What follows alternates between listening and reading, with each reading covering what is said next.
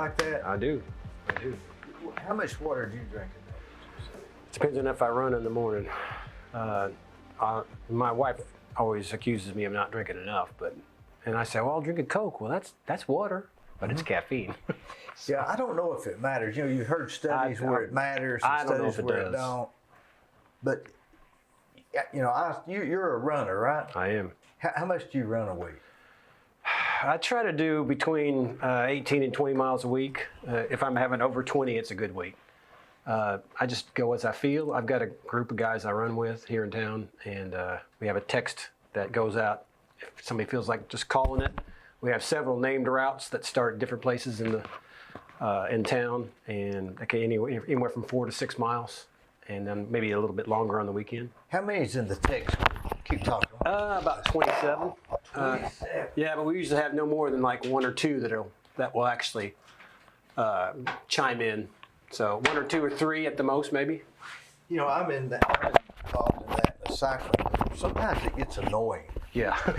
You know, you think, because I'm all the time answering text. Yeah, I am too. Do y'all go in the mornings all in the the mornings, time? before like dark, what time? Before light, so we can get it done before. I'll be home usually by 6:30 in the morning. You start at 5:30 because there's a guy who has to be at work in Chattanooga, drive there, so he just goes from the run to his work. If you're going to run, why go at 5 o'clock? I mean, isn't that a little weird? 5 o'clock in the morning? Yeah, is that what you're saying? Well, 5 o'clock's a little too early, but 5:30, that's on the edge. I'll go at 5:30. At 5:30? Yeah, so get it over with. Where would you be at it? Where would you run? Usually on the Greenway. Yeah, the Greenway just is the best way to go. It's the starting route for a lot of our routes, but then we sometimes venture off into downtown. We'll go down to we have one route we call Cincinnati that starts at Greenway Park, and it's about 7.5 miles. It goes down to Cincinnati Avenue, thus the name, which is there, you know, where they've just torn down the old Maytag stove plant. So it's just a route that we all know. We just say we're meeting at we call it FTB because it's still First Tennessee Bank. Yeah. So we say FTB 5:30 Cincinnati. We've got routes like that. We'll say a web store or the. Oh, that's a beautiful ride. Oh, it is. Mm-hmm. Or whatever the route is. Everybody knows exactly what it means. Mm-hmm. Good. But 5:30, golly. Like I say, it gets it over with. Do you stretch? No. Just run cold? It's like you say, some say it's good to stretch, some say it's not good to stretch. So it's just a matter of how you feel. Usually don't. Sometimes I'll stretch afterwards, but it's not really. I found that stretching is not good for me. It's like it makes me more sore than I'm going to stretch while I'm doing it. Well, they compare it to a rubber band. If you stretch a rubber band too much, you're going to eventually break it. So I can see just stretching a little bit, but not to any straining. If you're stiff, yeah. But 5:30, golly. What time would you go to bed to get up that early? I usually can't stay awake past 9:30, but usually it's 10. I'm in bed. So at 5 o'clock the phone the alarm goes off, or do you just wake up? No, it comes off at 4:44. I have my routine. Why 44? It's just what I've set it to. 4:44, and like I said, I have a routine, which I won't go into detail on that, but what I have to do before I go running. So you're on the Greenway at 5:20? No, 5:30. 5:30. Everybody shows up, and we're all checking our watches. Unless you chime in saying you're on your way, if it's 5:31, 5:32, we're taking off. And you'd have to be rounding the corner. Oh yeah. Now, what about? Is there any, what does downtown Cleveland look like at 6 o'clock in the morning? That's the best time of the day because there's no cars. What about in the winter when it's cold? You know, the group, we try to have brag runs.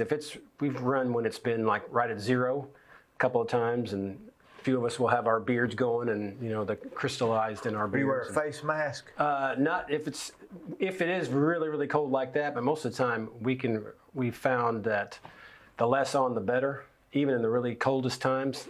Gloves is the biggest thing for me because my hands will get cold fast. So my feet.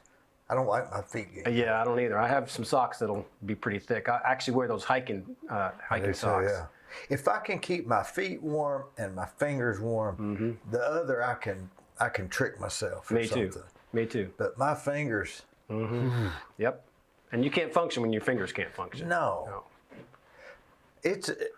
What do you run, like 5 miles? Did you say, or 7? Anywhere from, we have all our routes are between like 4.2 miles to 7.4. So. Do you eat before? I don't. Some of the guys do. They'll eat a banana or something like that. But me, is all I need is just a little bit of water and ready to go. Me too. I can't eat before I exercise. I'll throw it up. That's why I don't run in the afternoon. One, because it's probably usually too hot. And then I've got 2 or 3 meals inside of me, so I don't want to run with that. So how many days a week will you run? That's about 5 days, isn't it? Yeah, usually 3 or 4. If it's a good week, I'll run 5. But usually it's between 3 and 4 days a week. What if nobody chimes in? You go by yourself? It's rare, but yeah. Usually somebody chimes in, but we call it No Wakey Wednesday.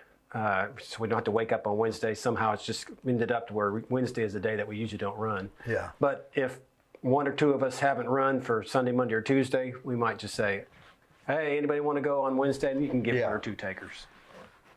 So. Boy, isn't it good to have the guys that go with you? It is. I don't know how we did it, how we would do it before you had text, that kind of thing, because you just say, hopefully they'll show up, and if they don't, and if you'd like to run with people, then you're running by yourself. I guess you called and call waiting. I guess. We were just talking about GPS the other day, my wife and I, and how we ever got to these places without GPS. I mean, maps. We do maps, but if you're riding down the road, you can't be going like this. At least GPS will tell you the turn. When you unfolded them, they'd be this big. Exactly. Well, I just came from a trip up to Pennsylvania where I actually did a race, and my brother and I, we were going to go see all these different historic spots in Philadelphia and Lancaster, Pennsylvania, and York, Pennsylvania. We made it all the way down to Gettysburg. Some of the streets that it took us on, there's no way we would have found it on a map. So GPS is just an amazing thing. It really is. But I remember people giving courses on map reading and stuff like that. And now it would just be useless. Well, I still, even today, I was just looking at I love to get an atlas and just spread it out, especially when you're looking at a place you want to go. And, you can't get that with a GPS, not very easily. Or you have to squeeze it in and out or whatever. But, there's nothing like an atlas. I'll buy an atlas every other year to just keep the update for me. What was the name of that? Was that the name of it, Atlas, or was there another name? No, it was an atlas. The big book that folds out like this. Yeah. Well, but you used to get the maps at gas. They'd say, stop here at this gas station and get a map. Yeah. Remember, Shoney's would have maps. Yeah. Was it Rand McNally that used Rand McNally. That was the name of the company that did it. Yeah. Am I yelling, Glenn? I always feel like I'm yelling. Now, are you originally from California? I am. Well, how old were you when you came here? I was just going into my freshman year of high school, so I came at a really good time. What part of California? I was born in Fresno. I'm a preacher's kid, so my dad was a pastor of a church out there. And so I have little memory of California. A lot of my relatives live there still, even age 0 to 5. I was there, and then my dad got asked to move to Hawaii, which was, for a kid I spent all my elementary school years in Hawaii. Is that right? Yeah. So I tell people I know what it's like to be a minority, because you definitely are a minority if you're the little white kid, or as they call us, Howleys over there. Howleys. That's the Hawaiian nickname for the little white boys. But so it was a great experience. My brother, who was a little bit older, had a little bit different experience because, elementary school is a different animal when it comes to school. Sure. But you get into junior high and high school, it gets a little more sophisticated, especially if you are a minority or you're a little kid that gets picked on. So my brother's experience was a little bit different than mine, but mine was just, by the time I got to 6th grade, I was the kid that was getting picked first for the kickball teams, and so I thought I'd arrived, But looking back, we really moved at strategic times. We spent 2 years after that, moved to Maryland, D.C. area for my middle school years, and then came here and have been here ever since. So Do you know that I heard somebody told me today at lunch that California was a cereal state, and I said, "What do you mean a cereal state?" He said, "Well, it's full of fruits, nuts, and flakes." Yeah, I believe that. Funny. I do often wonder how I would have turned out as a kid if I'd stayed there. You know, if my dad had not accepted that appointment, you know, and I grew up and married somebody there and raised my family, how different my life would be. Do you think you carried anything into your adulthood from Hawaii culture? Oh yeah, absolutely. Give me an example. Well, Something that when we moved to Maryland, I didn't know the American version of the 12 Days of Christmas. I just knew the Hawaiian version. So it's totally different. Oh yeah, it took me a while to learn the quote real version of 12 Days of Christmas. Mine was 5 big fat pigs, 4 flour lays, 3 dried squid, Golly, 2 who'd have coconuts, thought? and 1 minor bird in a papaya tree. I thought that was standard, didn't you? 12 Days of Christmas. No, Yeah, they had the Hawaiian version, which we loved to sing that as kids, and we still do. What did they eat mostly over there? Fruits and fish? No, it's pretty Americanized. Same. It really is. They have their local foods. I love to watch the shows like Hawaii Five-0 and the one now is Dano. Yeah, Bookham Dano, and the one that's on now, NCIS Hawaii, because they'll throw in these local things in that people who've never lived there don't know, but we're going, yep, I remember that. Like malasadas, they talk about malasadas. That's the great sugar donut that everybody loves. That's like what you get down at Townhouse. You go get you a box of malasadas. So we really love those. Little things like that we'll never forget, that we kind of carry with us, and some Hawaiian sayings that we say amongst our family, my siblings. But by the 6th grade, that just influences you a little bit. You're as much, and you've been here since you was a freshman in high school. Mm-hmm. You're as much from Cleveland as I am. I'm more from Cleveland than anywhere else, for sure.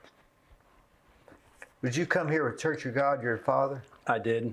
My dad, he was asked to be the director of a department over here at the international offices there at Keith and 25th, and so that was a good time. He was the head of the Delmarva, DC area for those 2 years. You know, after he was in Hawaii, asked to come to Maryland for 2 years, and then when he came here, he took that position. And it was a general education for all the education of the Church of God. The educational programs, he headed those up for, I guess it was about 8 years. And of course, by then I'd already graduated from Cleveland, graduated from Lee, and gotten married, and had at least my first child by then. So, yeah. So it was a great time. As I said, it was a great time for me to move here to really get ingrained in Cleveland life and learn to appreciate it and feel like I'm a native. Almost just in time. It was just in time. Just another it really was. 3 years might have been. Does your brother feel like he's from Cleveland too? No. Well, I mean, I've never asked him, do you feel like you're a Clevelander? I mean, he still lives here. What's his name, Bob? Bob.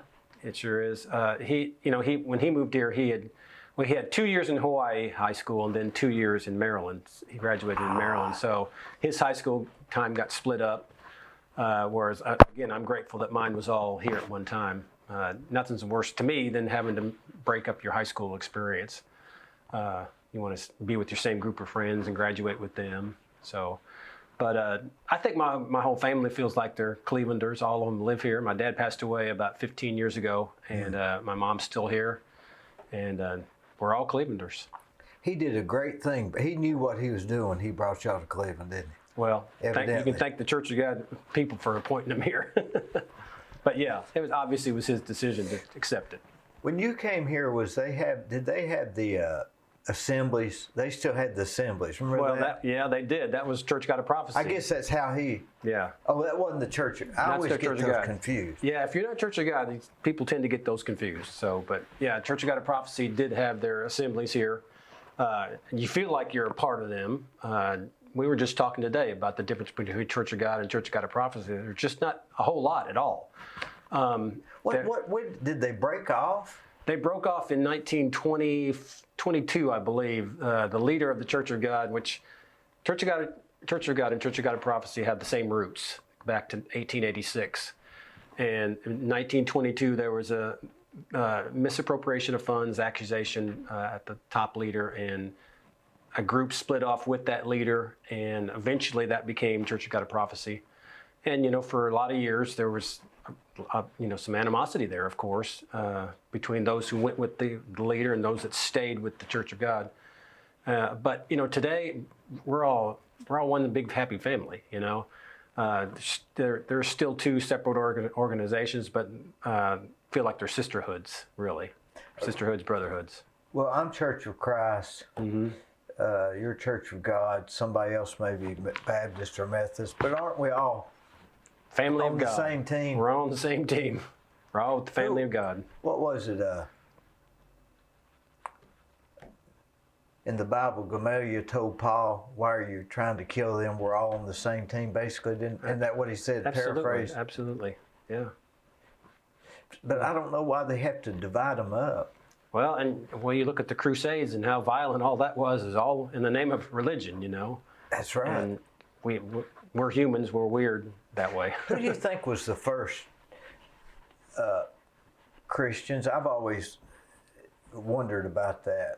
Was it Church of God? Was it Church of Christ? Was it? I mean, the agnostics were one of the first, right? And the Coptic Christians. Good question. When you say Christians, I mean, I guess you're referring to the ones who were followers of Christ, and obviously that was the disciples and those that came with and after the disciples. So, what groups? When you talk about denominational groups that we know today, that's a good question. I wouldn't know who that would be. The Gentiles, I guess. Yeah, the Jews first. I guess, well, Jews first, and then the Gentiles. You're right, according to Scripture.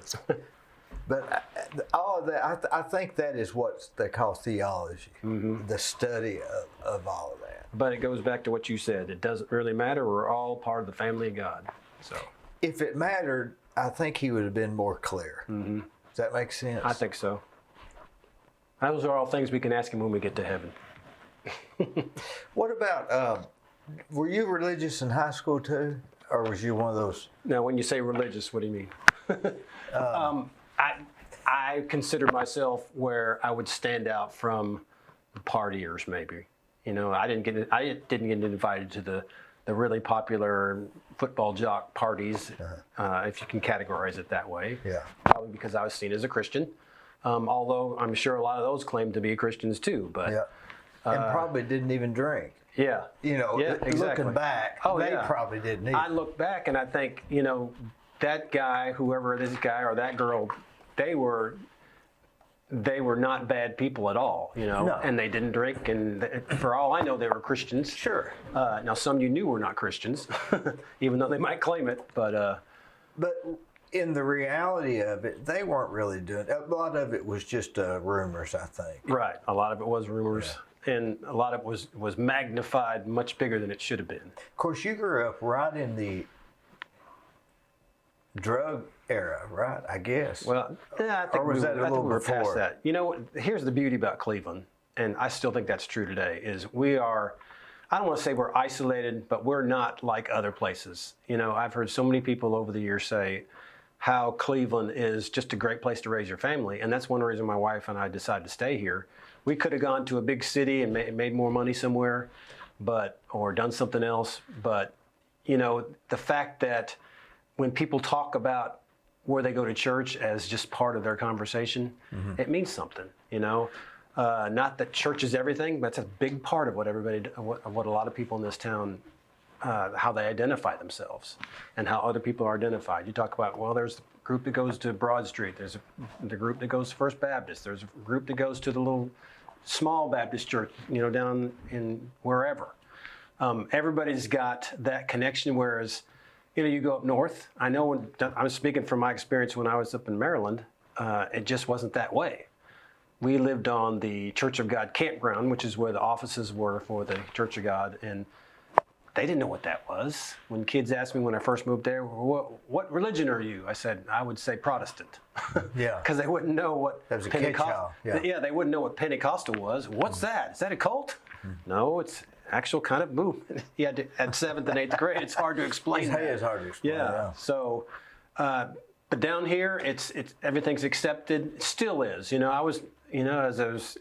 was younger, I would always say to myself, I really hope that it continues to be this way, and I really feel like it is. I really feel like Cleveland is still, there were some that didn't like us calling ourselves the city with spirit, but that has a lot of different connotations. Sure. You know, that can mean spirit, like go team. That can mean the spirit of God. That can mean the spirit of just your soul. A lot of different things. You know, it's not purely religious, but I think it's very catching and very appropriate as well. You could use it as religious if you wanted to. That's right. That's right.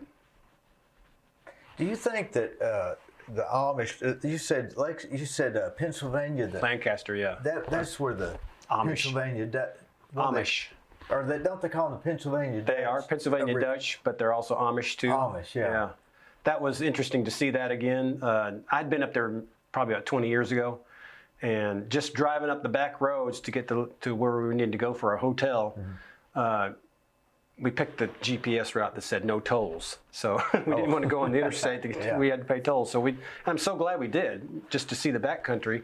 And it was just so interesting to see the Amish that, you know, never change. They're always the same. You know, the men wearing the hats, and no matter if they're outside weed eating the side of their yard, or you know, the women are outside hanging They're wearing clothes. the suspenders. Yep, suspenders and the black hat, and always dressed the same. You know, and the same kind of beard. You know, like on that movie Witness. You know, with Harrison Ford. In fact, we went and watched that in our room that night, just to compare the different things that they did.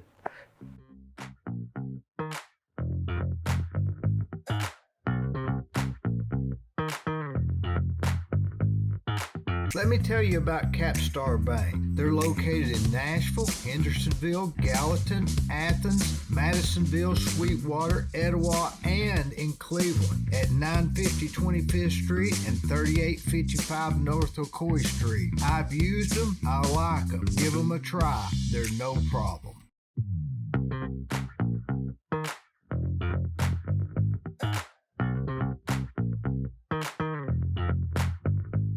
I went and toured the Amish community in Tennessee. Where's that? Delano?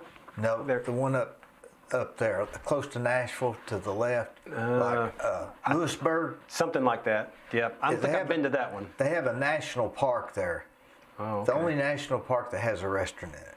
So I went there and I went on they didn't have a tour. You just drove down through this community that was Amish, and they would sell stuff on the side of the road, like baskets and stuff. Yep. And I stopped, and I was with Grady Jones. You never knew Grady Jones, I don't think I did. The old insurance agent. I don't think so. But he was a great guy. But we stopped, and he said he'd talk to anybody. He said, "Hey, do y'all believe in Jesus Christ?" Just asked one of those guys, and he said yes. And he said, "Do y'all go to church on Sundays?" And he said yes. Everything down the list was identical to what we believe. Right.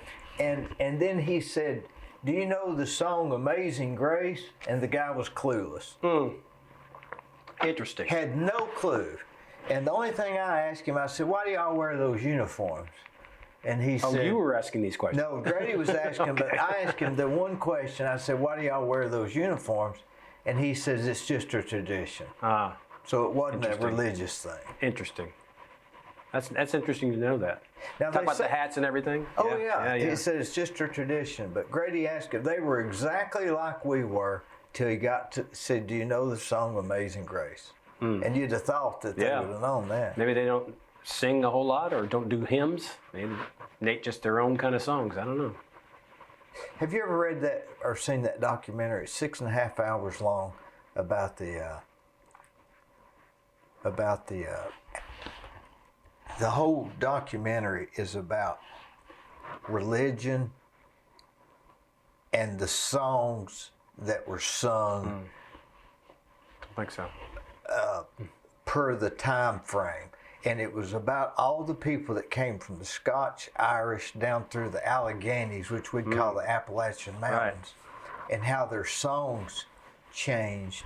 And what was interesting about this that I never will forget, it said that those people would not have a song leader because the song leader if he was standing up in front of the congregation, he was being proud, and you weren't supposed to be proud. So he would read the hymns.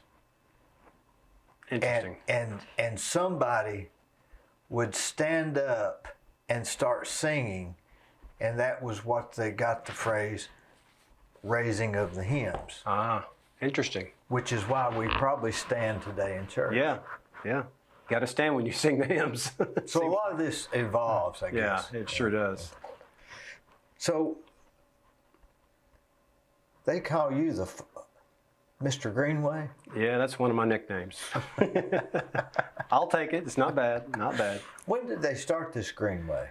It goes back to the mid-'90s, before I was ever in the picture. It was basically Gary Davis was in the early days. Benny Monroe was in the early days of it. A few others. Terry Gallagher was part of it. And Amy Moore. I remember Amy. That's four names that are just coming to mind. Was Tim Waldrop on the board or started to be on the board? I don't know. I don't know if he was actually on the board for the Greenway. I've never heard him associated with the Greenway. I think I remember him was going to be. He might have been in the early days, but that was the mid-'90s, and then by the time it got to 98, 99, Van Deeken stepped in, and he just kind of took the ball and ran with it. And so it wasn't doing anything till then? Not really. It was just kind of talked about, but I think he had visited a couple of cities where they had greenways and said, we can do this in Cleveland. And he specifically spotlighted the space between 20th and 25th Street, Mouse Creek, because he would take his juvenile, the kids that were on juvie court, and have them clean up that area. And he was looking at it and said, this is a very beautiful area, but nobody can see it. Nobody can't have access to it. So that's where he kind of got the idea of, well, what if we put a greenway through here? And so he got that group, some of those people I just named, and a few others, and basically got the first $48,000. I think $24,000 from the city, $24,000 from the county, and then the matching $48,000 from a grant from somewhere. I forget exactly where. It's been a lot of years.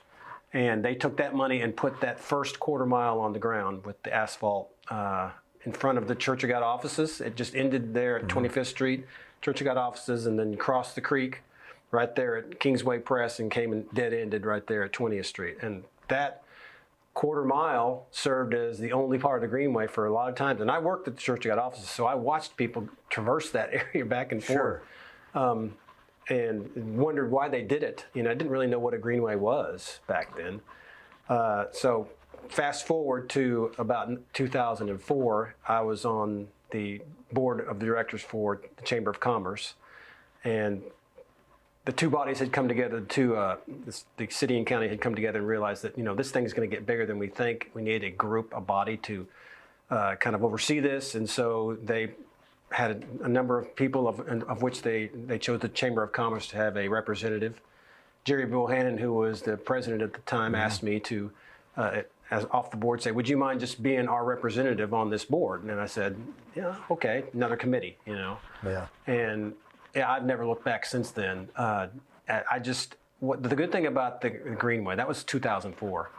The next year we dedicated the next phase, which went from 25th Street to Raider Drive, and so that gave us about a mile and a third. That was the big jump. That was the big jump. In my mind. That was the big jump because people really realized, okay, there's actually something good here. And you can cross. Something about being able to cross. Mm-hmm. And that was the timing was great because that's when 25th Street, they redid that section of 25th Street, and TDOT came in and said, we will put this passage under here so you guys don't have to come up and over cross busy 25th Street. So that was a game changer right there, to be able to go under 25th Street. If you had to cross it, people wouldn't do that. They'd just go back and forth. Now it's a continuous ribbon. And now we have at least 5 underpasses under major roads like that, of which TDOT has done 3 or 4 of those, free of charge, and we don't have to do anything. They just, when they came in and they replaced the bridge, they say, we're going to do this as well. They're doing that over for our future Candies Creek Greenway on Highway 60. They're widening that, so they're giving us a wide enough passage cross there. They're even doing one under the bridge if we ever decide we want to go the other side, just as part of the project. So TDOT has been very, very cooperative. I think they see the value of having greenways in communities, and so What do they can help. see as the value? I guess it's just ways of getting the community more involved, getting the community more healthy, and it's probably a good PR thing for them too if they come in and do it as part of their project instead of charging the municipalities to do that. Just add it in as part of the project. It's sort of well, they might have had places where they kept being asked, "Can we go under your road later?" and thought, "Well, we'll hit might as well these do it things now. off." Do it now, yeah. Probably a good thing to do anyway. Well, and it's a little unknown fact. About 10 years ago, when they redid Inman Street, they went ahead and put passage under Inman Street, which takes you over to Starbucks, which is what everybody wants to do. What we're gonna do, hopefully, knock on wood, by 2023. I don't know if it'll get done by then, but they're working on. That's called Phase 6, and it's not gonna stop at Inman Street. It's gonna actually go under Inman Street. Now, that's where Teresa Evans, if I'm not mistaken, gave that property to the city. She did. And they were going to do this, and this, and they hadn't done it yet. Well, I don't know. That's the city's responsibility. Yeah. But yeah, that she's deeded over that portion that we need for the greenway, which none of that's buildable anyway. So they were going to do a trailhead there. They are still with are. a little parking lot. That will be, even though you can go under Inman, the trailhead will be on that side. It will be on the, I guess that's the northern side, not the southern side of where Village Green is. You'll just be able to get under passage. I don't know what that's going to look like yet, but we do have the passage already there, and that's part of the plan for Phase 6. Where did people go before that? Deer Park, Tinsley. Tinsley was a nice place. To go walking, you mean, or what? Well, not really to go walking, but just to hang out. Back then, it was just sort of a picnic. Deer Park. Mm-hmm. Did you ever have birthday parties at Deer Park? I did. Yeah. What do you remember Deer Park? What was your earliest memory of Deer Park? Well, we had a couple of there for my son, at least one for my son and daughter. But I mean, growing up, did you remember? No, well, of course, I came in my freshman year, so we didn't have birthday parties at that age. But we did have a couple for my kids, and that was the place to go at that time. I think that was kind of the quintessential park, but now Greenway Park has really become a big part of the community. Which is where? That's over there by Raider Drive, and it's the reason we call it Greenway Park because that's where the Greenway goes through.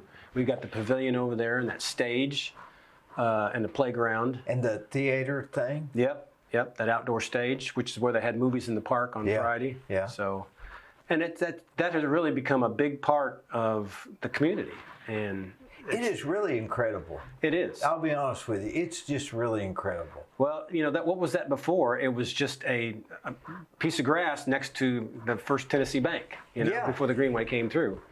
And once the Greenway came through that area, then First Tennessee realized that they were still First Tennessee at that time. Yeah. Keith Barrett was the president. And we asked, could we have some kind of a parking area because there was really no place to park. And so they had a repo lot in the back that they designated for the Greenway. And we had a little ceremony and opened it up. And they were great partners at the beginning. And then eventually that was sold. And the next owner came in and donated that land that we were able to turn it into a park. And the plan for the pavilion and the stage and the playground and the restroom, all that came after it was all donated. And it just kept growing and growing. And we had a master plan that we thought was going to take many years to put together, but we had a donor, I don't think he'd mind saying, his name's out there, Bob Card, who just really took an interest in that area. And you talk about a great guy. He funded the pavilion and the stage both, and we would have been many, many more years without that developed. And now I was just thinking about this because the movie's in the park last weekend, and how much different is that space out there for community involvement and families coming together and having family activities that was by the generosity of one guy, and it's his family, and how much of a difference that has made to that area and to the Greenway overall. It's given it a destination other than just walking. Right. Because you can walk at the mall. Right, you can. And you can walk on sidewalks. Some people talk about. Yeah, that's right. People talk about, these sidewalks going in on 17th and 20th, the sidewalk projects. I'm glad they're going in because both of those connect with the Greenway. And I really believe that kind of spurred going after those grants for those sidewalks to be able to connect all those neighborhoods down to the Greenway. It becomes part of the greenway. It does. It does. Although it's not, it connects to it. We have a lot. I always like to play up our connections to city streets and community things like the Greenway Park. So You're really good at this. Wonder where you get that. well, I'm passionate about the Greenway because there's always something on the horizon where it's not going to ever be finished, at least not in my lifetime, because we still want to get to the Hiwassee River, and to get there, it's going to take a lot to do that. How do you buy the property, or do you? Well, Or do you just get we get easements. That's so far the 5 miles that we have on in fact, this map right here shows this is the 5 miles that we have right now. Can you see that? Does that work? Can you see it, Glenn? Move over this way. Is that better? He'll pick it up. He'll pick it up. This is a map that we have on the Greenway at 6 different locations on the Greenway itself. This is a little smaller version. We have a bigger version there. But it shows, I don't have my glasses on really to see, but up here is Mohawk Drive, which is where Home Depot is. Yeah. And then you come down, you just follow. Is it dead? It just dead ends there? It dead ends right now, about 0.2 of a mile beyond Mohawk. But we have. Is it gravel? It's concrete. So we are going to go about 300 more yards within the next year. We've gotten the property given to us, donated, to be able to go a little bit further. And ultimately, we'd like to get to the Hiwassee River. But how we get there, I don't know. If you follow Mouse Creek all the way there, you've got a lot of problems. But it's beautiful. It's beautiful. But you got a lot of problems with, going through people's properties, cutting right in the middle of them. So it's when I say problems, it's challenges. What do you do with that? Well, we just take it parcels at a time at this point. You have to buy them or just say easement? Well, no, all of this that you see right here, all of this has been donated through easements. We are actually right to here. I believe this is Ocoee Street and Blythe Ferry. This is where we end right now. That's right down here. Right. My office. Your office is right somewhere in this area, I believe. Philhour Branch. I think your office is right over here. Philhour Branch just follows down here, and we are working on getting all the way to Lee University, because Lee University has their own version of a greenway that follows Philhour Branch. They really do. And then it actually crosses 20th Street to go over to where the soccer fields are. I mean, that new running complex they put in. Would you stop at Lee College? If it goes through Lee College, would you call it the Greenway? I think, that's... Or would it be? We call that the Philhour Branch Greenway, and once we get to Lee, there's really not any further you can go, because that Philhour Branch goes under streets and over into neighborhoods that there's just no access. So basically, where Schimmel's Park is at Lee? Yeah. That's where it will stop. Boy, that's a nice park. It is a nice park. And once we get all that in, if we can go clear up to North Ocoee Street, just down here, that'll be a terrific addition to the current Greenway and connecting a lot more neighborhoods. That's what we're working on right now, along with the Candies Creek Greenway, which is a whole other conversation. How do you connect? How does this one connect to Candies Creek? That's tough, right? Well, at this point, there's not any plan to connect to Candies Creek, the Candies Creek Greenway. Well, Candies Creek itself. You could, if you ran down Harrison Pike, or what we'd really like to do, the biggest plan is to eventually connect with Fletcher Park. If we connect with Fletcher Park, that gets us to Tennessee Nursery Road, and you might could get out to Harrison Pike and do some kind of a connection down to Inman Street. But that's like I said, it's probably after my lifetime. But that would be a great way to connect both of them. If you can connect Mouse Creek to Candies Creek. That may be the closest place, That's which probably is the still closest too place. far. Well, it depends on if you want to do just a nice windy sidewalk that can be a combination sidewalk greenway down Harrison Pike from Tennessee Nursery down to Inman Street. It could happen. It's almost like the Greenway it's almost a coin phrase. It's not, I mean, what would distinguish between the Greenway and 17th Street sidewalk? Sidewalk, yeah. Just in, the city's maintaining both, right? They do, and I have called it myself a glorified sidewalk. In fact, when it was going in, when it was going in between 20th Street and Willow Drive, that was phase 2. Mm-hmm. If you'll notice, if you're going down Key Street, you can see there's a sidewalk right along Key Street, and you got the Greenway just a few yards down. And people were saying, "Why are you doing that? There's a sidewalk right there." Mm-hmm. But how many people do you see on the sidewalk as compared to the Greenway? You see a lot more people on the Greenway. Sidewalks are right next to the road. with cars. You know, that's the way sidewalks have always been. They connect neighborhoods. Greenways are more recreational. I would venture to say that if I was a mother pushing my child in a stroller, I'd much rather be on the greenway than on the sidewalk right next to the road. Absolutely. So I think there's room for both.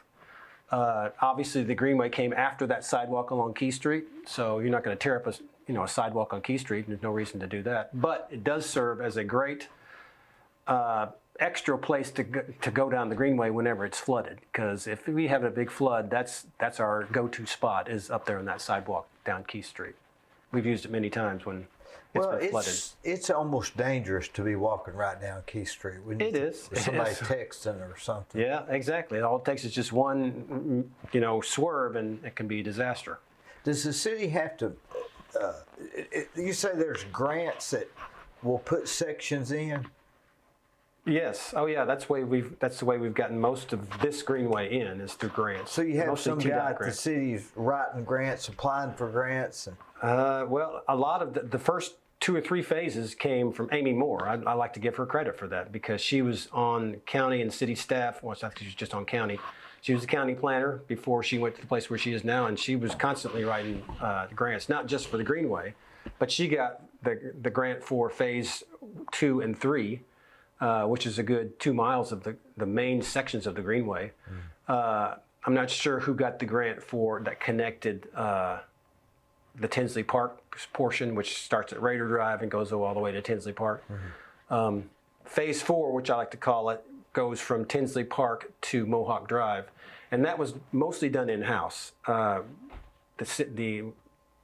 coincided with that big water tank that sits over there by E.O. Ross School? Mm-hmm. Yeah. When they had to put that in, they had to have a pipe that went down right where the greenway is right now. And so they had to had to do a lot of grading, a lot of graveling, a lot of taking out trees and things along the Duracell property. And that coincided with us getting that part of the greenway in. So we were able to work that in where the city Public Works came in and put that portion in of phase 4. So we didn't have to really get a grant for that, although we did get some smaller grants from local areas, like the Healthy Community Initiative. We got a couple of grants for that, for the bridge that connects Tinsley Park to phase 4. So, but most of our big grants have come through TDOT, the big, $2-3 million grants. So we're grateful for them, but there's a lot of dotting the I's and crossing the T's to get a TDOT grant. And you don't know if you're going to get them, I guess. Well, right? we're guaranteed of getting them. It's just a matter of doing everything right to get the money. So, like right now with Phase 6, which is from Willow Street to Inman, it's only it's less than a mile, probably about 3/4 of a mile, but it's already been. We got the big check presentation in Nashville in 2019, and we're still in the environmental phase. And I say we, it's really the city that's doing all of this. The city folks, they are dotting those I's and crossing those T's. So to be able to actually start moving dirt hopefully it'll be in 2023, but it probably will be more like 2024 before we actually get it going. And once we do get it going, I think it'll go pretty quick. So people ask about why is it taking so long? It's just a matter of getting all that done. Well, if you wanted to pay for, if somebody wanted to come out of pocket with the money, then it'd be quicker. Oh yeah, and it's a matter of trying to get free money, I guess, right? Exactly. You got to find somebody that has the money, that has the heart for that, and is willing to write the $2-3 million check that it might take to do that section. Now, if we get the city's cooperation, which we've had excellent cooperation with the city Public Works. That's what's happening with the phase 1 of Candy's Creek Greenway over there on the old Candy's Rolling Hills Golf Course. We've got 1.1 miles going from Candy's Lane to the interstate, following the creek, crossing over at the midpoint with that old historic bridge that we just restored. That's the midpoint. People ask, where's that in the Greenway? I want to go see that. Well, it's kind of hard to get to right now because we don't have an actual Greenway getting to it. But we needed to get that piece in place before we really started on the Greenway. So this year we have a deadline. The city has a deadline by December 31st of this year to get that in. So although it looks slow, we do have one little concrete section there, right to the right there on the corner of Inverness and Candy's Lane, which you can see from the road. But that's going to just continue along the creek all the way, cross over that bridge, and then get to the interstate. So I've stopped asking about it because there's not much I can do. I can just be a squeaky wheel. And things are hard to get now. Even, They are, Even yeah. concrete's down to 3 days a week and stuff like that. Exactly. So it's that we got some supply chain issues too. But people are using that. I see them parked there on that little parking area on Freewell. That's right. And that's actually another portion of that. That's actually finished. That's a mile. That's the old golf course. That's the right? old golf course that they have turned into a walking path, and that's going to connect with this new section, this phase 1 that we just talked about, via the new sidewalks that go down Candy's Lane. We're going to connect with that circle walk. But you're right. People are using that and parking there and sticking their rear end of their car out. Yeah. You almost hitting Just them. barely out of the way. Out. So we have a plan for that parking area too, to make it to where it's more not. It's safer than what it is right now. Because that was just kind of formed. People just started parking there. It was just kind of a wide place in the road. It was. It was. Where does you're on the main committee. How many's on the committee? We have 10 members that are official members of the Greenway Board that are voting members, let's put it that way. But we have a lot that come Joe Fivas comes almost every month. We have Corey Dybel from the city who comes. Corey's real smart, isn't he? Corey's smart. He's a big help. Do good, I'm sure. He's a big help. Corey helps Joe a lot. Yeah. I'll just say that. Yeah. Seriously, we have a lot that come.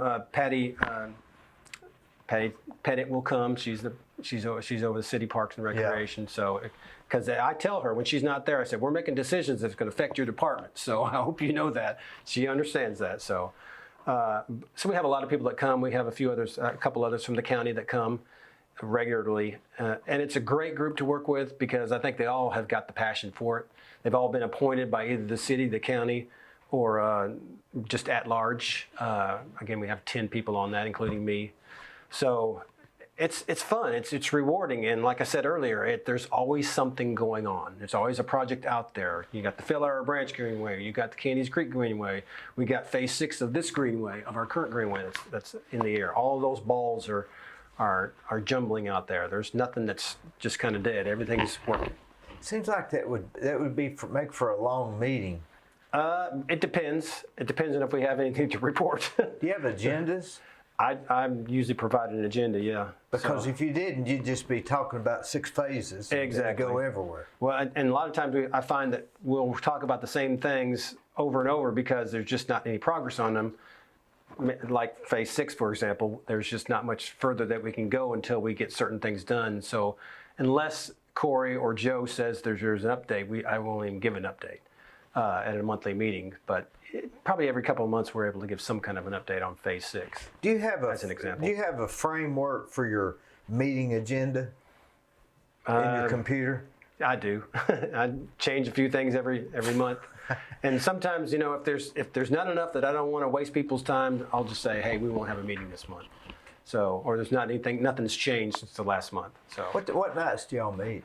Oh, we meet the last Thursday of the month at noon at the Chamber of Commerce. Well, it would be a fun board to be on because it wouldn't have any necessarily repercussions. No, I mean, it's not like you're on the variance board or the zoning beer board or the something. beer board. It's just kind of like, and nothing really even has to happen. No. But boy, I tell you what, this has been really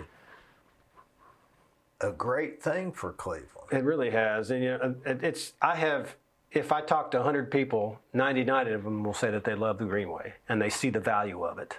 You might have one person that might say, well, we don't really need that in town, but I don't think that person has ever been to another city that has seen the value of it and really realized and been on our Greenway to see how good it is. The one thing I like about it is it's not a opened and closed thing. Mm-hmm. Yeah. It's there. It's for whoever, You feel as if you own it because it's part of the city. Yep. Doesn't matter your income. You can be the richest guy in town or the poorest guy in town. You can still walk equal the access. Greenway. Equal you access. You can still use the bathroom. That's right. You sure can.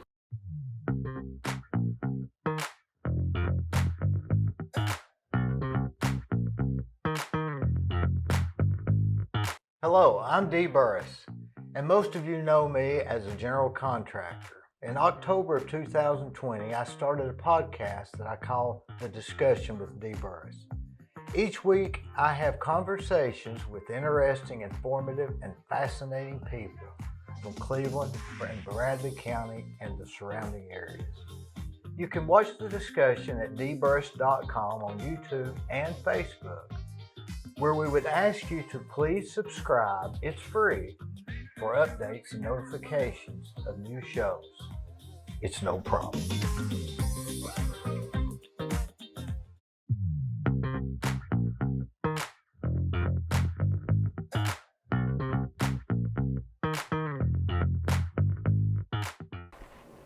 Cameron, is that thunder? Sounds like it. Well, we need the rain, don't we? We do. Golly, We really do. There's benches along the way, and are they donated, I guess? They are. People. We get. I handle the inquiries to the website, so that's probably the biggest question we get is we'd like to do a bench on the Greenway or plant a tree on the Greenway. How do you do that? So I always refer them to the Parks and Recreation, to Patty Pettit's office. Oh, so she handles that. She handles the benches. Dan Hartman, the urban forester, handles the trees. So whoever they're asking for, I send them to them. But we have it's a $2,000 donation, which includes the bench, the pad that goes down, a marker for it, the shipping. There's a lot of things that go into it that up that price. Plus, we need to have a little bit of a buffer to be able to make something off of it. Yeah, because the benches aren't cheap. They aren't. I mean, you're naming $1,200 worth of stuff, probably. Right, at least, if not more than that, especially with the way concrete's going up and all that. So, now, if somebody donates a bench, I guess the idea is you're walking down the Greenway and there's nowhere to sit, so there's a bench, you sit on the bench. And is it engraved or is it on the ground? Well, we've got two different kinds. We've gone to a new. We had the first generation we had was these concrete ones with green mesh that you sit on. But yeah. Those had some weak points in them where the concrete would crack. So we went to all metal. We have some new black that are all metal. So that's the style we've gone to now. And the plaque itself. The old style used to have the inscription on the side, but there's no place on these new benches. We now have a plaque that goes right down into the ground right beside it. So while you're sitting there, you see it. That's a better price. Or when you're walking by, sure. So what does somebody put? Their dog's name or whatever they want. Usually it's in memory of somebody. You look at most of them, and it's in memory of my father or a son or whatever who's passed away. Is that theoretically, in theory, supposed to stay forever? In theory, yeah, it'll be there forever.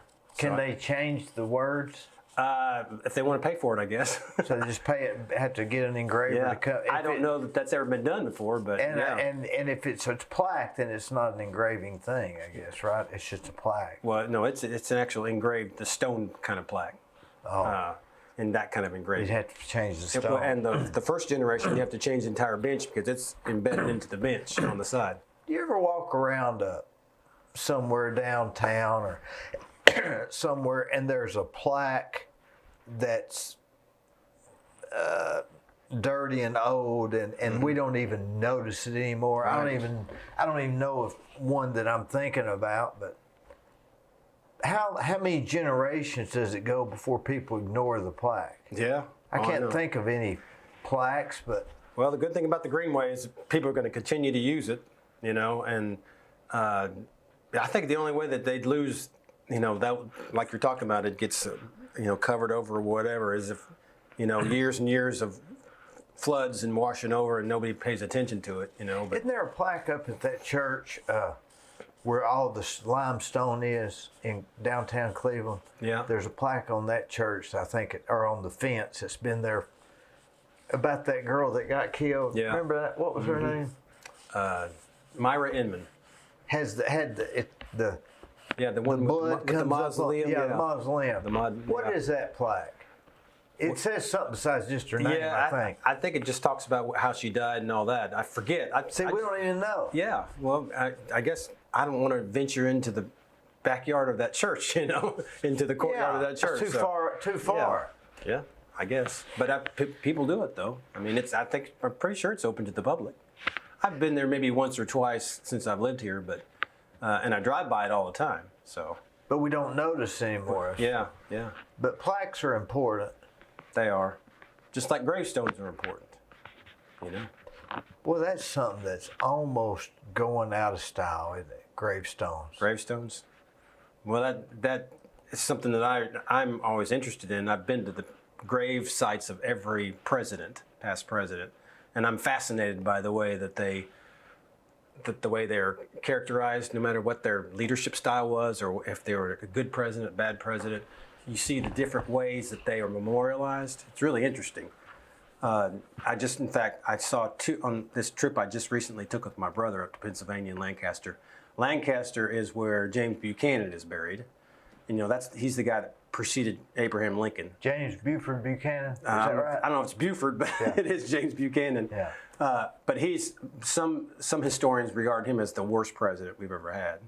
But he still has a grave marker. I mean, so I went and visited his grave, and I also went to his home there in Lancaster. And the thing is, no matter what kind of a leader they were, how bad or good, they still were the president of the United States. And you have to say, well, at whatever time they were president or whatever circumstances, maybe they did better than anybody else could. So you don't know. Yeah. Well, and what I found on the graves that I visited is that the ones who have the bigger and more elaborate grave sites is because they died in office, which, like for Warren G. Harding, for example, he's buried in Marion, Ohio, and he's got this huge columned mausoleum. I mean, it's unbelievable how much they do for him, But yet you contrast that with James Madison, who was buried on his plantation, and it's just an open little family plot that you can walk up and look right down at, and there it is, whereas Warren G. Harding, who was just 2 years and had a very scandal-ridden administration, has this huge mausoleum for Because him. they were in office. Because he was in office, and it's like, oh, our president died. Let's, I think the reason they have such an elaborate burial site for him is because they had a big penny drive amongst all the elementary schools, and they sent in pennies for the president, and so they got, several $1 million to build that plot for him. So, that raises a memory I have. I was building a house for somebody way out in Sugarloaf, way up in Polk County. Mm-hmm. And me and the guy that I was working with stopped at Cherokee Corners and got lunch there when they used to be open. Mm-hmm. I guess they're still open, but they used to have lunch. And so we carried it to that graveyard on the way to Sugarloaf. Mm-hmm. And because mine and his, both of our pastimes was just reading gravestones, just the old numbers and who can find the oldest dates and stuff like that. This is a sad story. So we left, and he drove on ahead of me, I guess 5 minutes. And so I come right behind him, and he was coming back this way. And I stopped, rolled down the window. I said, "Where you going?" Because we was going to go back and do all these things. He said, "I just got a call, and my brother's been found dead." Oh, no. And he was crying like a 10-year-old baby. This was a grown man. I just happened to think, because the ironic thing was we were just walking through graveyards. Yeah. And Wow. it was really a strange thing. Yeah. But that has always been a fascination to me. When you die, unless you're a really bad guy, you're just forgotten, man, just after a little while. A really bad guy or a really good guy. But you're right. And the good guys will be forgotten before the bad guys. Have you ever noticed that? Like the serial killer. That's true.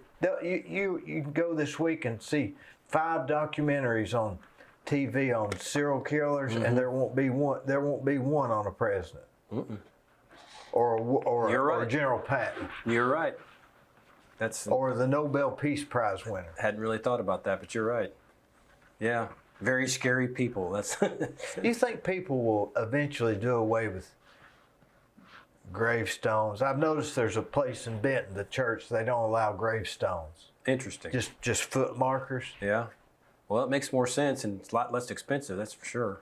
But how can you memorialize your loved ones? I mean, Good question.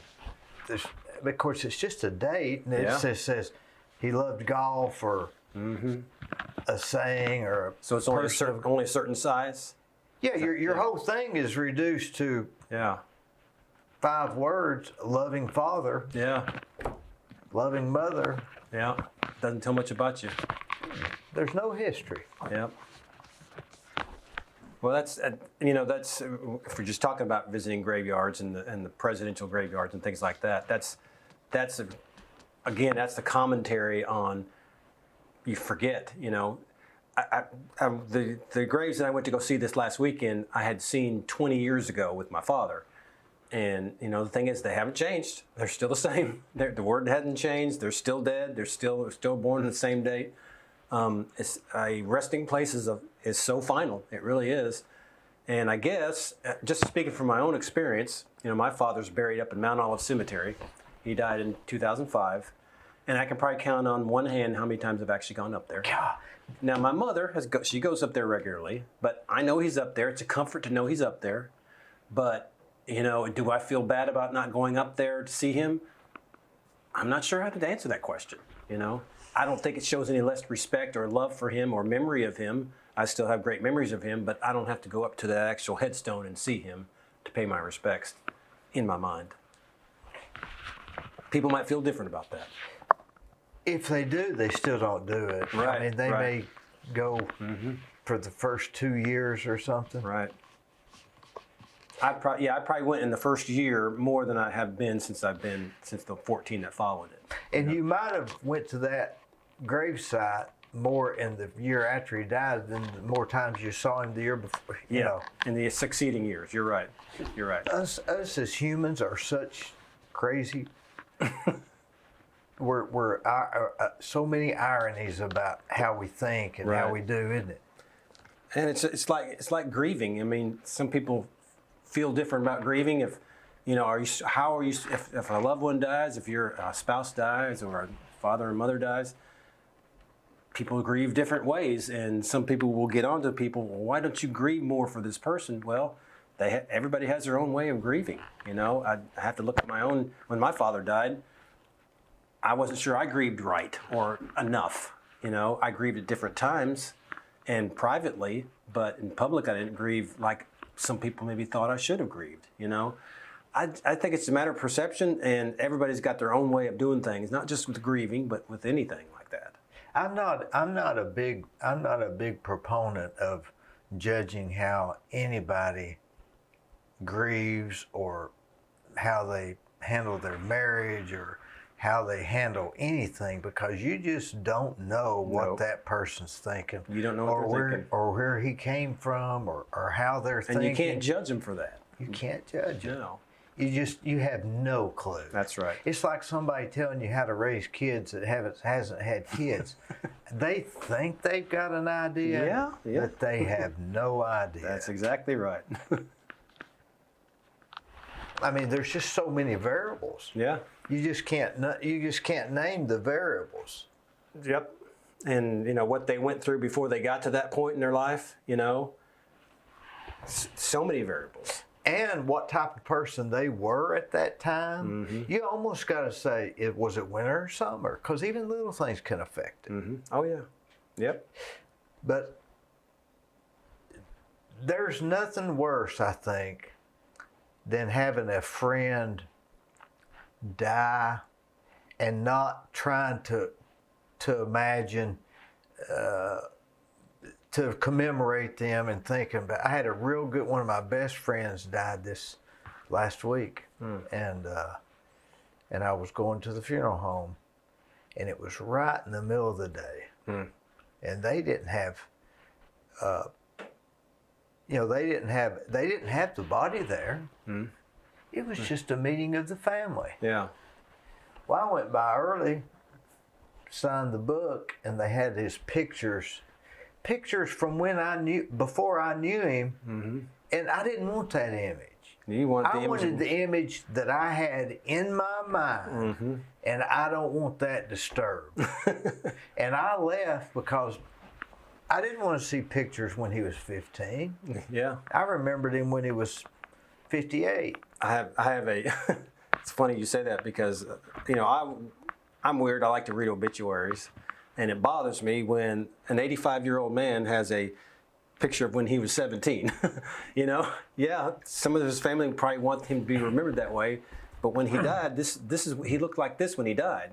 I'm a proponent of having a more recent photograph. Now, everybody feels different about that, but that's one of my pet peeves is I want to see the person as they were when they passed away. You know what bothers me is when somebody takes the time to write a lengthy obituary and somebody's a little negative on it. That's what the guy did. Mm-hmm. At least let's give him that much room. That's right. For his relatives to put in there. And this is his life. I mean, he served on the Lions Club, or he did the Kiwanis, or he loved baseball. He loved race cars. I always thought if you could come out with a book, think about this, and I've thought about this 1,000 times. If you had a big book that said, okay, 2022, and everybody that died in chronological order, and did a little one-page biography. There'd be a lot of reading. and not on the internet, but in hardcover. Yeah. Something else that I've noticed is, it's funny the different lifestyles that people have, and the big contrast in the way people live. I had this one friend of mine that was really rich. He had a great life. I had this other guy that was really poor. But this guy had a lot of friends too. He didn't have a bad life. It wasn't as much comfort. Right. They died the same day. Interesting. So just think about it. You walk down the road and you see somebody and say, that may be the guy that I die on the same day as. Right. Maybe you would have that in common. That's right. Exactly right. Or some famous person you die with, same day with. Yeah, or you have the same birthday with. Yeah. But you think there's a hereafter? I do. Do you? Yeah. Mm-hmm. Certainly do. You have proof or just your own proof? Well, just a lifelong belief that there is a hereafter, and just little things that kind of nudge you along the way that verify that. That's what I've got. Mm-hmm. And they're personal, aren't they? Yeah, they sure are. Yeah, I can't share that with you, and you can't share yours with me because they're... I do wonder, again, talking about my father, can he look down on us? I don't know that he would want to, because he would see all the things that are happening with us, and all the hurts and disappointments that come along the way, and if you're in heaven, the way God describes heaven, everything's going to be perfect, everything's going to be great. So I either think that it's instantaneous, that he will never know the period that we're not with him, and we're all everybody catches up with people who have passed away, or maybe it's instantaneous, so we're all up there together at the same time. I don't have those kind of answers. I don't think anybody really does. They may think they do, but I don't know. My mother, sometimes I'll get onto her and say, I don't know that Dad's looking down on us, She said, well, Dad would really be happy with this time. And that's great. If she believes that way, I don't know that I believe that way. And I've said that to her. I don't know that he's looking down on us, and because, again, if he sees one thing, he's going to see everything. So how that all works, I don't know. We'll find out when we get to heaven, in the hereafter. You know what I've noticed, and it never fails. If I have a good friend that dies, whatever I'm struggling with at the time they die will be solved within a few days. Interesting. Now, you mark my word, that happens every single time. And it seems like it's stuff that they were really familiar with or kind of semi-involved with. It'll be solved every time. But I think maybe if they don't solve everything, it's because it's so insignificant. Because, all this stuff really doesn't matter. Yeah, you're right. Everything down here really doesn't matter. This world's strange, isn't it? It is. Let me ask you this. What do you do for your day job? I work for the Church of God over there in Keith and 25th, and do communications, which can be anything from being an editor to writing press releases to being a ghostwriter for some of our leaders to putting together some events, all kinds of things. Anything that comes into the realm of communication, populating our website, not actually physically building the websites, but building some of the content for it. Anything that comes under communications, that's what I do. And a lot of it is writing. My career has kind of evolved into a career of writing and editing.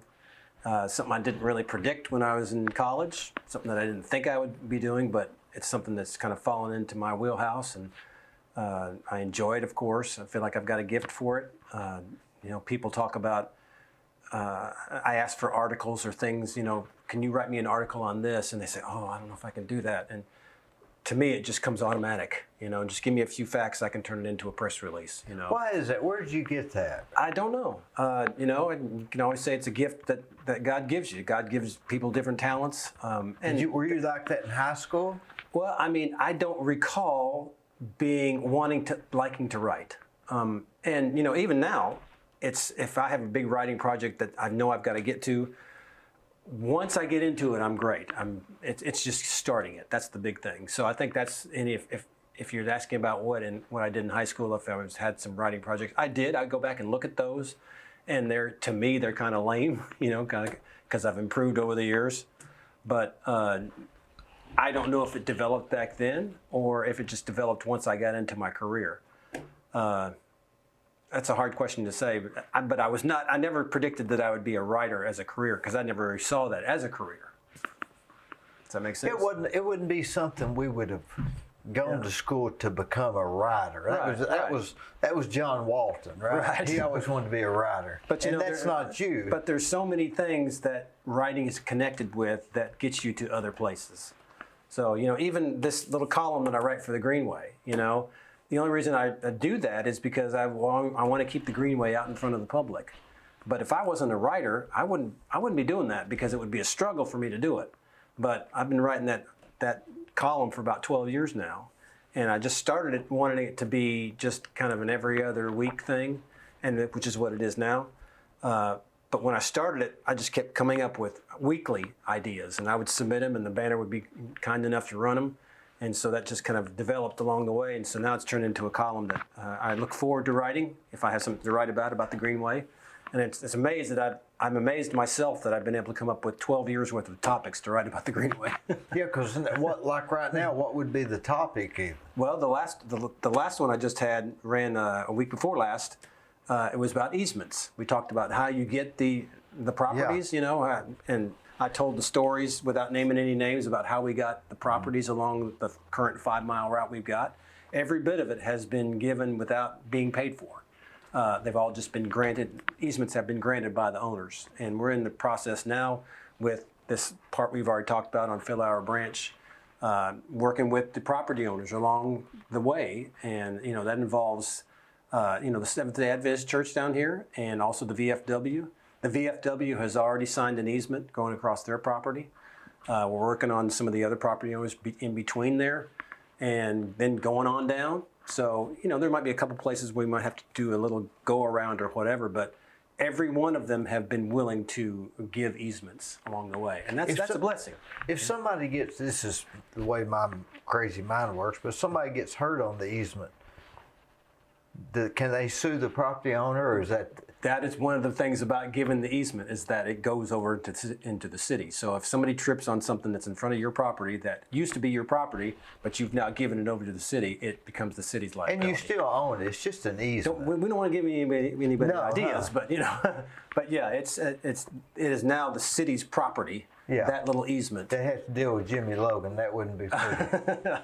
Or who's there? Is it John Kimball? John Kimball is there. Well, he can handle it. Well, too. Knock on wood, we haven't had an incident along the Greenway, and hopefully we won't. So.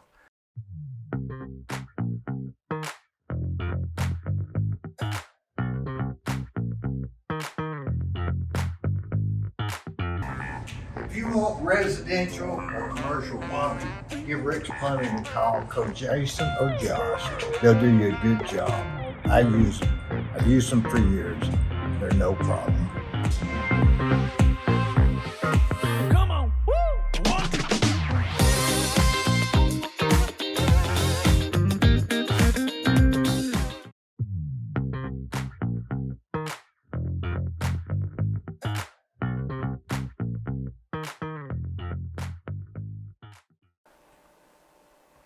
There's not any long tunnels, is there, except No. 25th?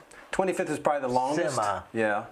And that's going under what, 4 lanes, I guess, of traffic. So that's probably the longest one we've got. We've got one that goes under Mouse Creek over there by near Duracell, and then we got another one that goes under Paul Huff. That's probably that's a good line, a good length. Yep. But it's a little higher and a little more open on both sides, so it's not quite as cloistered as You don't feel it. like you're in a tunnel. Yeah. Do you think there's a lot of homeless people on there?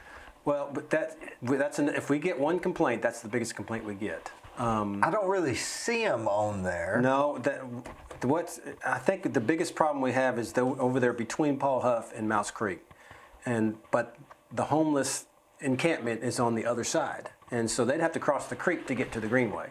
Which, if people are on the Greenway and they say there's homeless on the Greenway, that's what they're talking about. Now there are some that are sleeping, on. I've run across them in the morning runs that I've had. Sleeping on some of the benches. No problem. No problem. They're not going to hurt you. I've never had one try to accost me or any of my friends that I've known. It's been the incidences. I've been involved with the Greenway now for close to 20 years, and I can count on one hand how many times there has been some kind of an incident, whatever that incident may be, whether it's somebody that was trying to chase somebody down or some kind of crime or something. Biggest things has been there was a bike accident with somebody that just wasn't looking and hit a pedestrian and caused some injuries, and where do you go with that? It was purely an accident. It wasn't something that somebody was deliberately trying to do. So that's biking is another thing. If people are going too fast on bikes, we have etiquette on there that says don't go over a certain speed, and be aware. And pedestrians have the right of way. Sometimes bikers don't realize that, but they do. So if bikers they're coming at each other, then the bikers have to move, not the pedestrians, because that's who has the right of way. But the cyclists can't really ride on the Greenway because they're clipped in, and it's just too many kids on the road. We occasionally get some that are just going way too fast. And, what do? We get the complaints, and you can't catch them because they're already gone by the time you get the complaint. So, the best thing you do, we say, why aren't there cameras on the Greenway? Well, the biggest thing is cost. And then monitoring it. Yeah. So, and what are you going to do? If there's somebody that's on the Greenway, if somebody is homeless, why is it my business?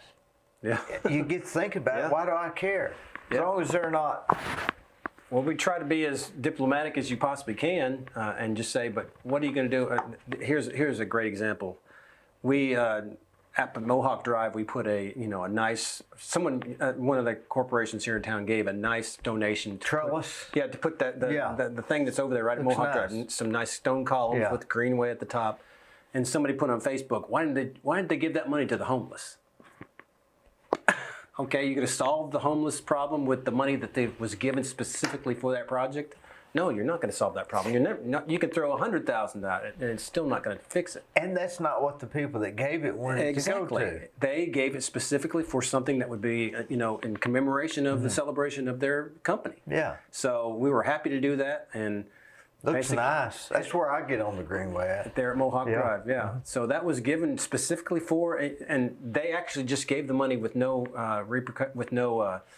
what do you call it?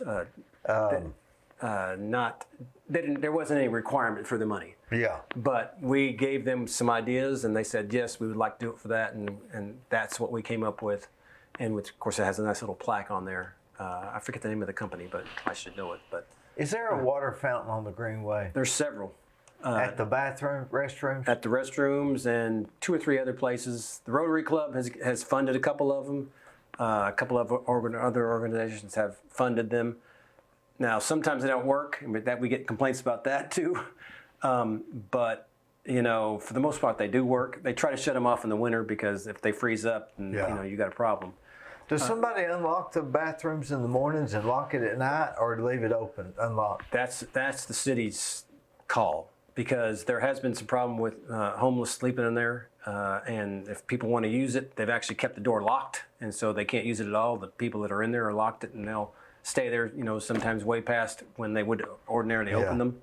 So that's a slight problem that we've had in the past, but I think the city has started locking them at midnight and then opening them up at 6 or something like that. Is there a guy that rides on the Greenway now? There is, usually in the summer, there's somebody, because usually in the past it's been an SRO officer who is no longer at the school, so they take their summer and that's what they do.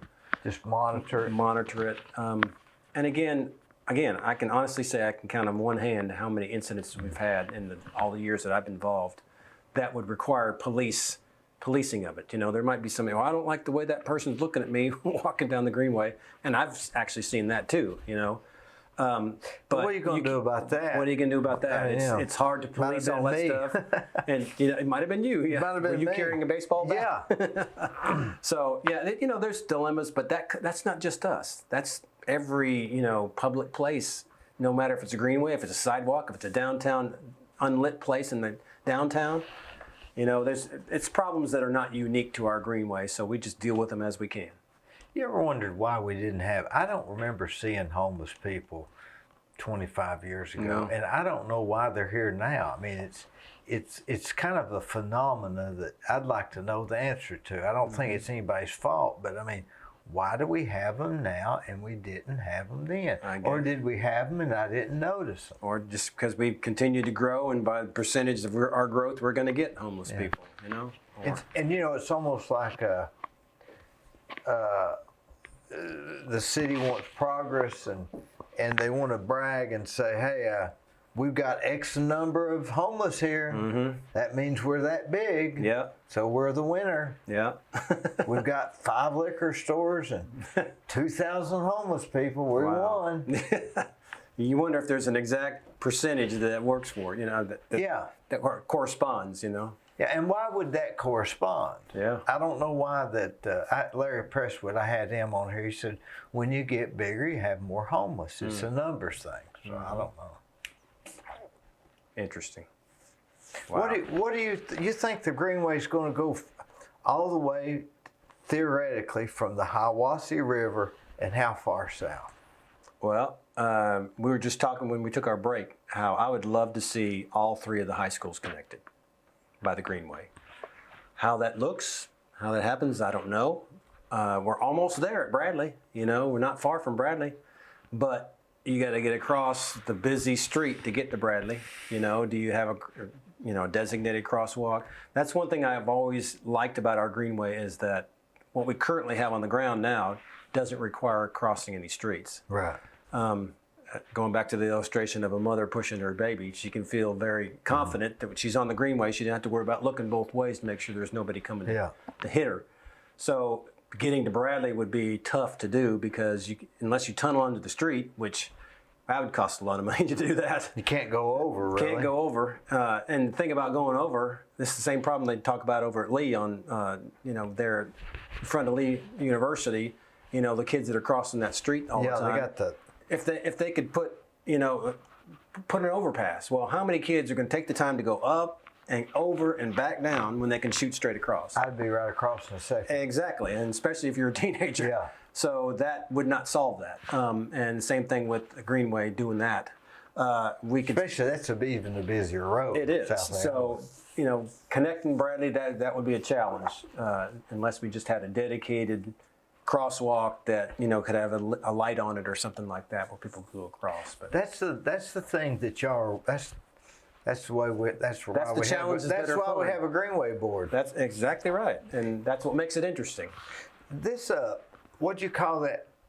Movies in the Park. Movies in the Park. Yeah, that's. Describe how that works. I've never been to that. I haven't either, and this is a group that has just gotten it together. It has nothing to do with the Greenway Board. We don't sponsor it. It's not sponsored by the city.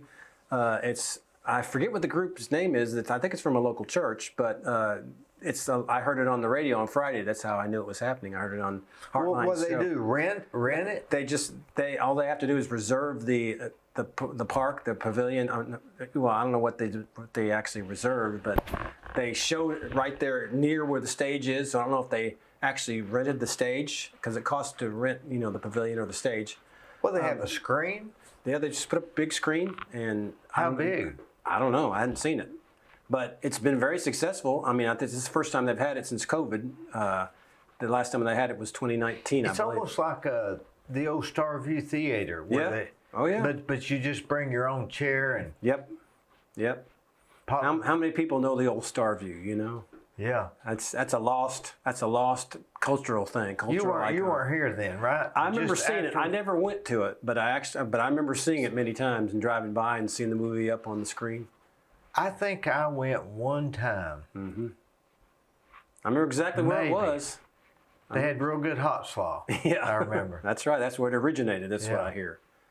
So, yeah, that's an icon that you wish was still around, but yet how many people would actually use it on a night like tonight when it's starting to rain? You know, if you go to Blue Ridge, Georgia, I go to Blue Ridge, Georgia. They still got one sometime, there, don't they? The Swan Theater, and boy, it is an event. Yeah.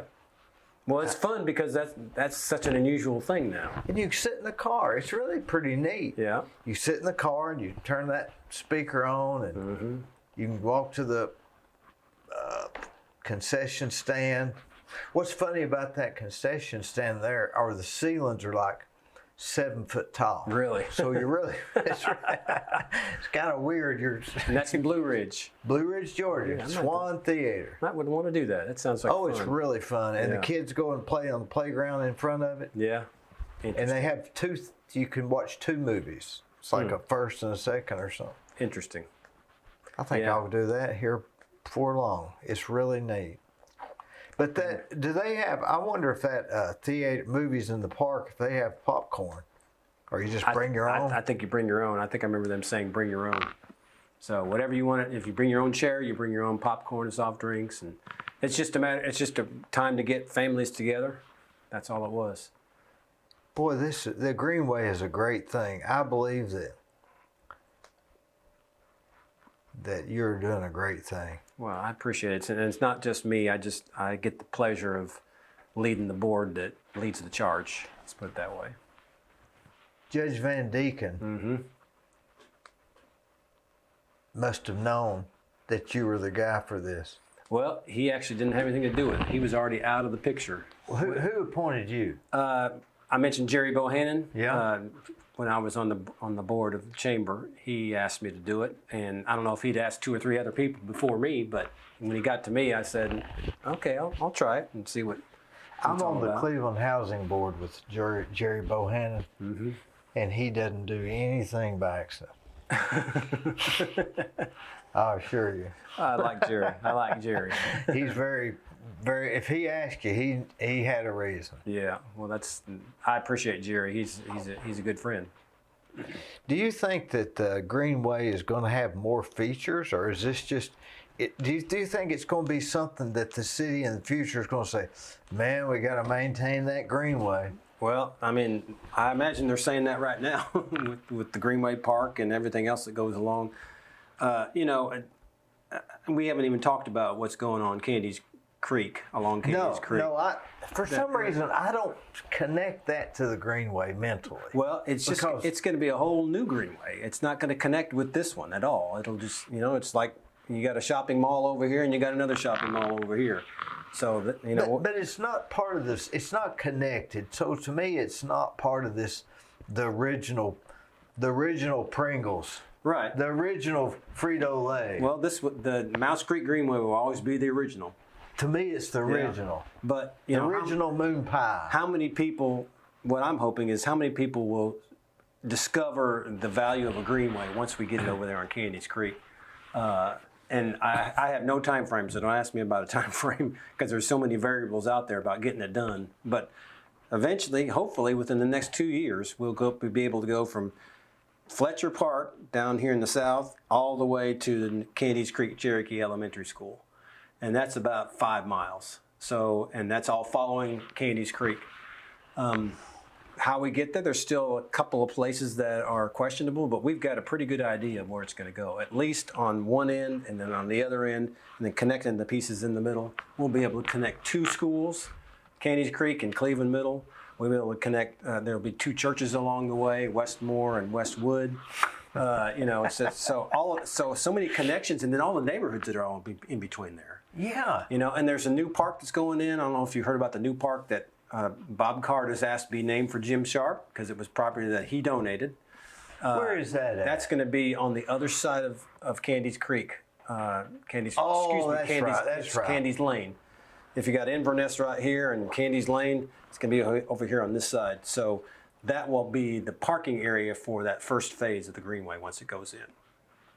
So hopefully when we get that first mile in and it connects with that circular area we're talking about off of Freewheel, that'll be 2 miles. So that can stand alone for many years until we connect to the other end, which I don't know how long that'll be before we connect to the other end. I think it's very important to try to connect it to the other end. If it's not for a gravel, you can have gravel, right? Sure, yeah. It's just the gravel will just wash away a lot faster.